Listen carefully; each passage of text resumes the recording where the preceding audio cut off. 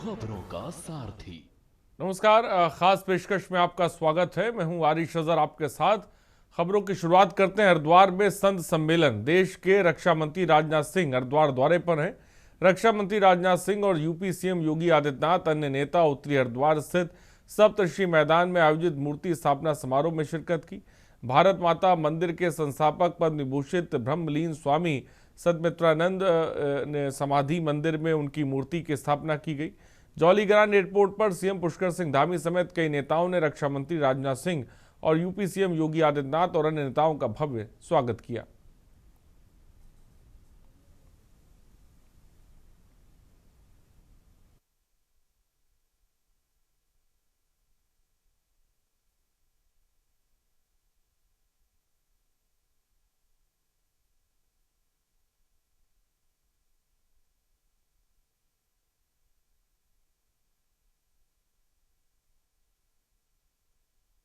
शिरकत की।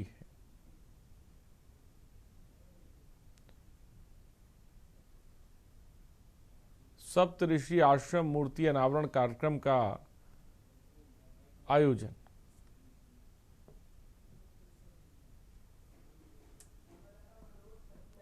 और मनोज कश्यप हमारे संवाददाता इस खबर पर अधिक जानकारी के साथ जुड़ रहे हैं। मनोज, सप्तऋषि कार्यक्रम में कई हस्तियों ने शिरकत की है।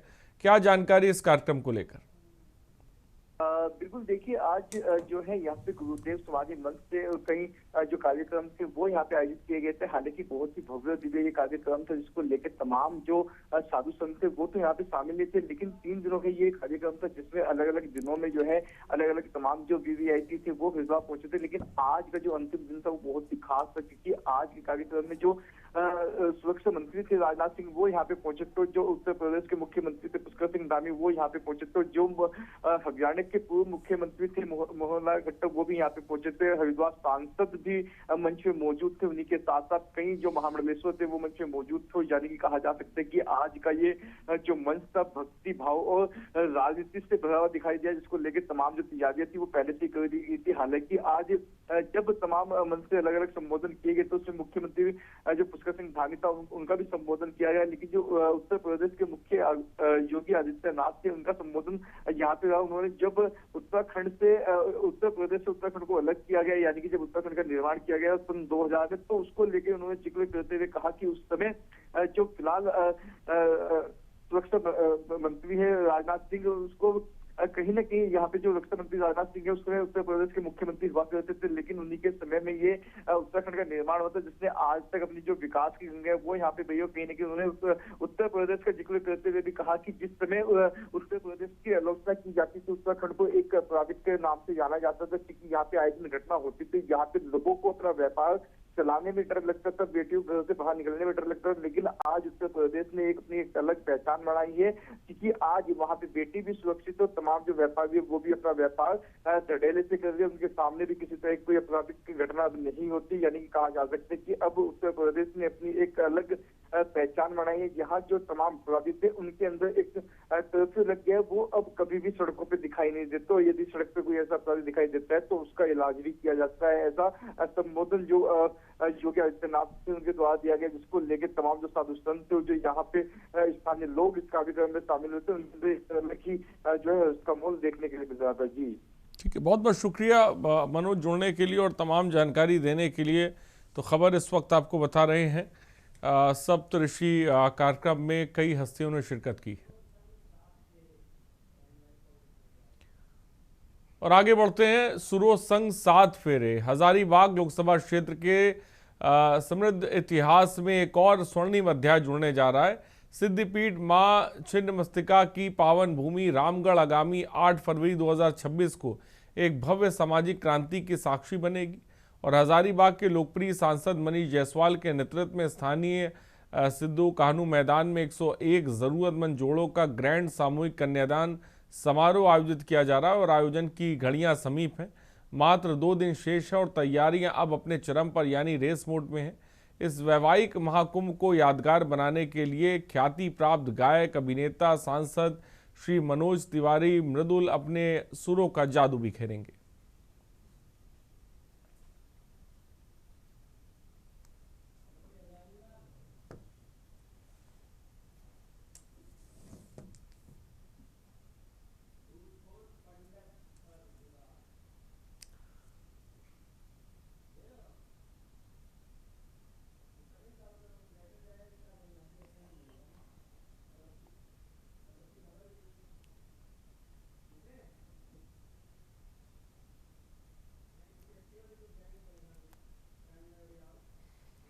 और आगे बढ़ते हैं, घूसखोर पंडित पर विवाद। नेटफ्लिक्स वेब सीरीज घूसखोर पंडित के डायरेक्टर और टीम के खिलाफ राजधानी लखनऊ में एफआईआर दर्ज। हजरतगंज पुलिस थाने में सामाजिक सद्भावना बिगाड़ने और धार्मिक जातिगत भावनाओं को ठेस पहुंचाने की कोशिश के आरोप में एफआईआर दर्ज की गई। हजरतगंज इंस्पेक्टर विक्रम सिंह ने सोशल मीडिया पर जातिगत भावनाएं आहत होने, सामाजिक स्वार्थ बिगाड़ने से रोकने का संज्ञान लेते हुए एफआईआर दर्ज की गई। और लखनऊ कमिश्नरेट का कहना है कि सीएम योगी आदित्यनाथ के जीरो टॉलरेंस पॉलिसी के तहत किसी भी समुदाय की भावनाओं को ठेस पहुंचाने या शांति और व्यवस्था से खिलवाड़ करने नहीं दिया जाएगा।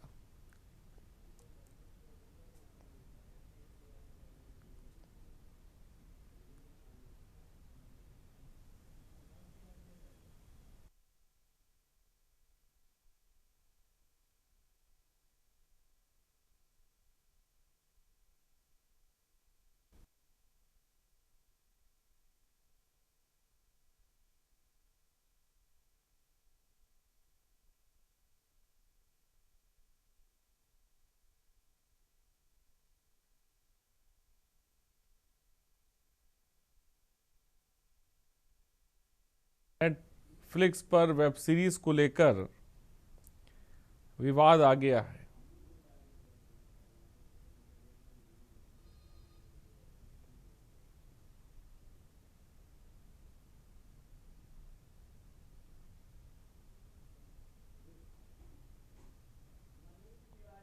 और मनीष तिवारी हमारे संवाददाता इस खबर पर अधिक जानकारी के साथ जुड़ रहे हैं। मनीष, नेटफ्लिक्स पर आने वाली फिल्म घूसखोर पंडित को लेकर विवाद जो है वो बढ़ता जा रहा है। एफआईआर दर्ज हुई है लखनऊ में, क्या जानकारी है?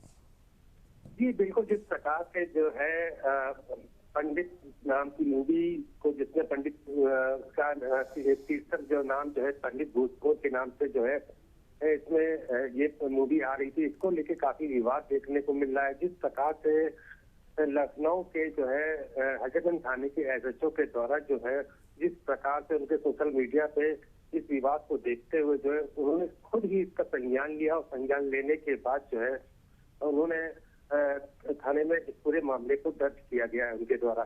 जिस प्रकार से इस पूरी जांच की बात की जाए तो जांच जो है एडिशनल एसएचओ को दी गई है, और जिस प्रकार से उनका जो उसमें एफआईआर में विवरण दिया गया है, विवरण के तौर पर उनका साफ तौर से कहना है कि जिस प्रकार उत्तर प्रदेश के मुख्यमंत्री का साफ तौर से निर्देश है किसी भी जाति को किसी आघात पहुंचाना किसी प्रकार से वो जो है उनको स्वीकार नहीं है। इसी के तहत जो है इस पूरे मामले को जो है थाने में दर्ज किया गया है। अब ये पूरा मामला जो है इंक्वायरी के तहत पर है। वहीं पर अगर देखा जाए तो इस मूवी को लेकर के जो है काफी देश भर में विरोध हो रहा है। अगर उत्तर प्रदेश की बात करें तो देखा जा सकता है कि काफी विरोध का सामना करना पड़ा। आप देख रहे हैं जिस प्रकार से मामले को दर्ज कर लिया गया है, अब आगे की जांच की प्रक्रिया है। जांच की प्रक्रिया के बाद जो है अब आगे का निर्देश क्या होता है, क्या जांच में आता है, वो आने वाला समय में मालूम चल सकेगा। जी ठीक है, बहुत बहुत शुक्रिया मनीष हमसे जुड़ने के लिए और तमाम जानकारी देने के लिए। तो धार्मिक और जातिगत भावनाओं को ठेस पहुंचाने का आरोप इस फिल्म पर लग रहा है, जिसको लेकर एक एफआईआर दर्ज की गई। और आगे बढ़ते हैं, गांव रूपवार तवायफ। उत्तर प्रदेश के बलिया जिले में एक ऐसा गांव है जिसके ग्रामीण अपनी पहचान बताने में भी शर्म महसूस करते हैं। जिला मुख्यालय से करीब 25 किलोमीटर दूर सिकंदरपुर तहसील के अंतर्गत आने वाले रूपवार तवायफ गांव के लोग अब अपने गांव का नाम बदलने के लिए लामबंद हैं। ग्रामीणों का आरोप है कि गांव के नाम के साथ जुड़े एक शब्द की वजह से उनकी सामाजिक प्रतिष्ठा धूमिल होती है और युवाओं के भविष्य पर बुरा असर पड़ रहा है। गांव के प्राथमिक विद्यालय की दीवारों पर भले ही केवल रूपवार लिखा हो, लेकिन राजस्व और सरकारी दस्तावेजों में इस गांव का पूरा नाम रूपवार तवायफ दर्ज है। गांव के बुजुर्ग राजदेव यादव बताते हैं कि यह नाम सदियों पुराना है। उनके अनुसार बुजुर्गों से सुना है कि राजा महाराजाओं यहाँ अंग्रेजों के समय यहाँ वैश्याएं बसती थीं और उन्हीं के नाम पर गांव का नाम पड़ गया। गांव का नाम बदलने की मांग के पीछे सबसे बड़ी वजह सामाजिक बहिष्कार और शर्मिंदगी है। ग्रामीणों का कहना है कि जब वे रिश्तों के लिए अपना पता बताते हैं तो गांव के नाम के कारण लोग शादी से कतराते हैं, लड़कियों के रिश्ते महज गांव के नाम की वजह से टूट जाते हैं। कक्षा 11 की एक छात्रा ने अपना दर्द बयां करते हुए बताया कि स्कूल में उसकी सहेलियां गांव के नाम को लेकर उसका मजाक भी उड़ाती हैं।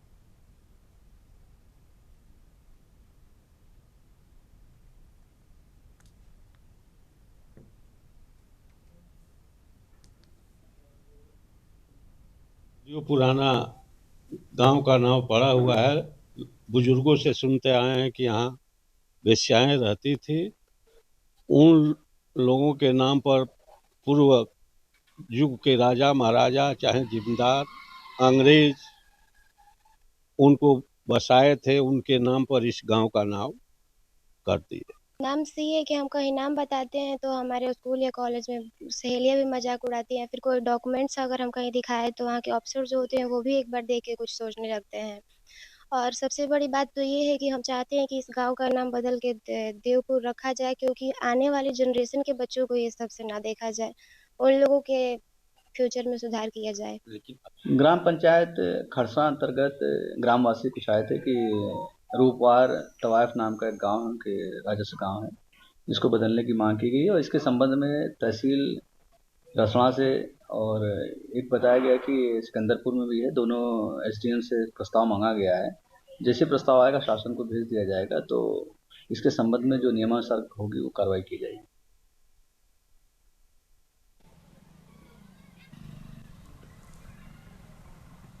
और कृष्णकांत हमारे संवाददाता इस खबर पर अधिक जानकारी के साथ जुड़ गए हैं। कृष्णकांत, गांव के नाम को लेकर गांव वाले परेशान हैं और सरकारी दस्तावेजों में है जो नाम बदलना चाहते हैं। क्या मामला और क्या इसको लेकर अधिकारियों की तरफ से कोई मिलने या कोई बात अब तक रखी गई है? जी अरे जी, आपको बता दें कि बलिया का ये ऐसे गांव है जो अपने नाम से ही बदनाम है।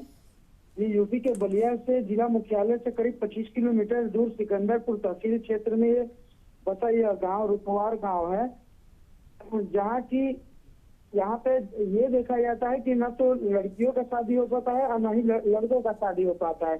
वही अगर बात करें तो वहाँ ग्रामीणों का कहना है कि कई बार राष्ट्रपति और मुख्यमंत्री और प्रधानमंत्री को पत्र लिखा गया है। जब इसके बारे में वहाँ के जो यहाँ उप जिलाधिकारी हैं उनसे बात किया गया तो उन्होंने बताया है कि प्रस्ताव मांगा गया है, जो भी प्रस्ताव आएगा शासन को भेज दिया जाएगा और जो नियमानुसार होगी वही कार्रवाई की जाएगी। वही ग्रामीणों का कहना है कि अगर नाम जैसे कि इलाहाबाद, प्रयागराज जैसे नाम चेंज हुआ है, उसी तरह रूपवार को जो ये गांव है रूपवार में इसका भी अगर नामकरण अगर चेंज हो जाता है तो यहाँ के जो बेटे हैं और बेटियां हैं उनकी शादी हो सकती है। जी ठीक है, बहुत बहुत शुक्रिया कृष्णकांत हमसे जुड़ने के लिए और तमाम जानकारी देने के लिए। तो खबर इस वक्त आपको बता रही है।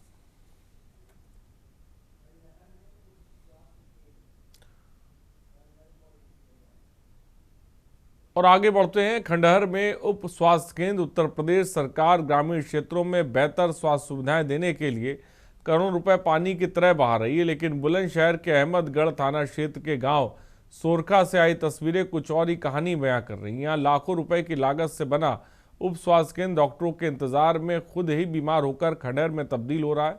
हैरानी की बात यह कि जिस बिल्डिंग में मरीजों के इलाज के लिए बनाया गया था वहां आज चारों तरफ गोबर और लकड़ियों का अंबार लगा है, लेकिन देखने वाला कोई नहीं है।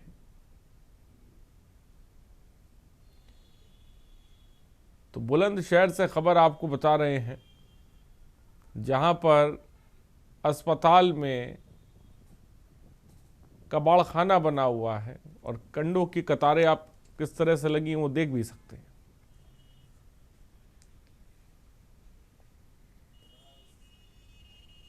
कारण क्या जी, जिस दिन से बना है इसमें कोई डॉक्टर आके बैठे ही नहीं आज तक। किसमें बैठेंगे? जर्जर हालत है इसकी, गिरने वाला हो रहा है ये तो। सरकार लाखों रुपए खर्च करती है इन चीज़ों पर। हाँ जी, और ये पैसा व्यर्थ जा रहा है। व्यर्थ गया जी, पूरा गया ये तो। ये पहले अब जो प्रधान है इनसे पहली पंचवर्षीय योजना में बना हुआ है ये। अब ये देखा जा रहा है यहाँ कंडा भी पत्थर हैं। हाँ जी, बिल्कुल बेकार है कंडा में। अच्छा, कभी यहाँ डॉक्टर वगैरह बैठे हैं इसमें? आज तक ना बैठा है। आज तक कोई ना आया, ना बैठ के आया, ना देख भी आया। तो इसमें तो काफी लागत लगी होगी, सरकार का काफी पैसा है। कूड़ेदान ना गिरने वाला है, अंदर से देखो जर्जर। ये देखा जा रहा है कंडा पाथे जा रहे हैं। कंडा तो मजबूरी में पत्थर है जी, खाली बढ़ो ही और क्या है, बाकी यहाँ चालू होना चाहिए। अब अधिकारियों से आप क्या अपील करना चाहते हैं, क्या बनना चाहिए यहाँ पे? अब ये अस्पताल बनना चाहिए और क्या।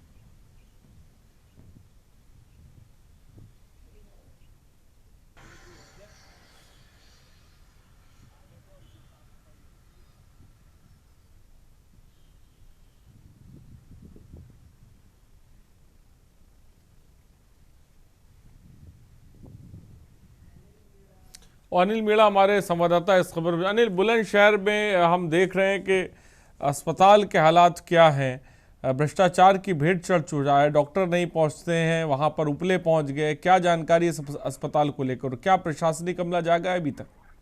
जी देखिए अरे बिल्कुल, मैं आपको बता दूं, जनपद बुलंदशहर के अहमदगढ़ थाना क्षेत्र के सोरगा गांव का मामला है, जहां की अगर बात की है 7-8 साल वर्ष पहले एक उपकेंद्र बनाया गया था, जिसको भी अगर बात की जाए उत्तर प्रदेश के मुख्यमंत्री योगी आदित्यनाथ शुरू से ही स्वास्थ्य व्यवस्थाओं को बेहतर बनाने की कोशिश कर रहे थे और तमाम योजनाएं लगातार ग्रामीण क्षेत्रों में दी जा रही थी। उसी को लेकर उपकेंद्र बनाया गया था, लेकिन जो स्वास्थ्य विभाग के जो डॉक्टर है और अगर एनएम की बात करें या आशाओं की बात करें, अभी तक वहाँ आशा या डॉक्टर तो वहाँ नहीं पहुंचे, लेकिन वो जो स्वास्थ्य विभाग बना हुआ है वो पूरी तरह से कबाड़ा बना हुआ है। और अगर बात की जाए जिस तरह से जो तस्वीरें हैं, वो तस्वीरें हैरान कर देने वाली है कि लगातार गांव के लोगों ने जो उपले पाथना और लकड़ियों का अड्डा बना दिया है उपकेंद्र को, तो कहीं ना कहीं कह सकते हैं स्वास्थ्य विभाग के अधिकारियों की बहुत बड़ी लापरवाही है, क्योंकि सरकार के द्वारा लाखों रुपए खर्च करके वो स्वास्थ्य उपकेंद्र बनाया गया था, लेकिन इस तरह की जो लापरवाही है कहीं ना कहीं निंदनीय है और ऐसे अधिकारियों के खिलाफ सख्त कार्रवाई करनी होगी। उत्तर प्रदेश के अब डिप्टी सीएम ब्रजेश पाठक भी लगातार स्वास्थ्य व्यवस्थाओं को लेकर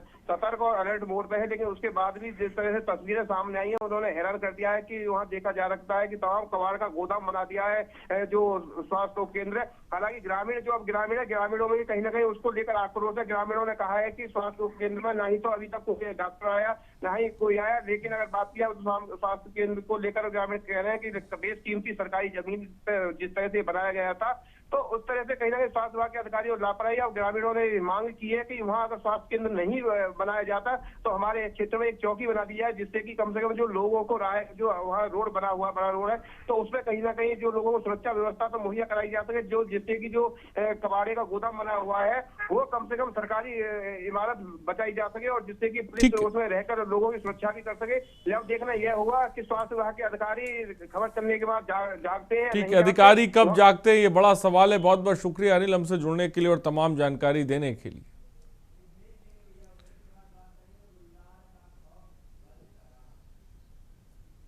और रुकते एक छोटे से ब्रेक के लिए, ब्रेक के उस पार खबर आपको दिखाएंगे। गुलदार का खौफ बरकरार। आपका स्वागत है खबर देहरादून से, जहां उत्तराखंड में लंबे समय से जारी मानव वन्यजीव संघर्ष एक बार फिर गंभीर हो गया। बीते दिनों रुद्रप्रयाग जिले में देर रात गुलदार द्वारा एक 5 वर्षीय बच्चे को उठा ले जाने और नैनीताल में चारा लेने गई 60 वर्षीय महिला को तेंदुए द्वारा शिकार बनाए जाने की घटनाओं ने चिंता बढ़ा दी है। 2026 की शुरुआत में ही मानव वन्यजीव संघर्ष की घटनाओं में अब तक 4 लोगों की जान जा चुकी है। मथुरा दत्त जोशी ने बताया कि राज्य सरकार ने केंद्र सरकार से जरूरत पड़ने पर जंगली जानवरों को मारने की अनुमति भी मांगी है।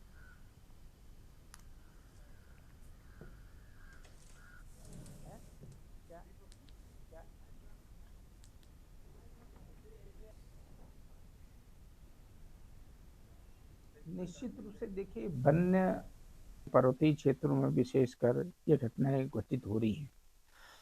इसी महीने में 2-3 घटनाएं हुई हैं। स्वयं माननीय मुख्यमंत्री जी ने उसमें संज्ञान लिया। मुख्यमंत्री जी स्वयं गंभीर हैं। कल भी उस संबंध में चर्चा हुई है, बैठक हुई है और अब एक नए सिरे से फिर एक कार्य योजना तैयार की जा रही है ताकि मानव वन्यजीव संघर्ष को रोका जा सके, उसको कम किया जा सके और उसको हम किस तरीके से रोक सकते हैं, इसमें चर्चा अभी सरकार के लेवल पर चर्चा गतिमान है।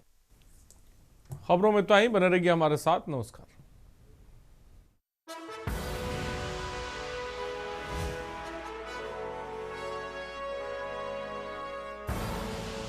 आप देख रहे हैं के न्यूज।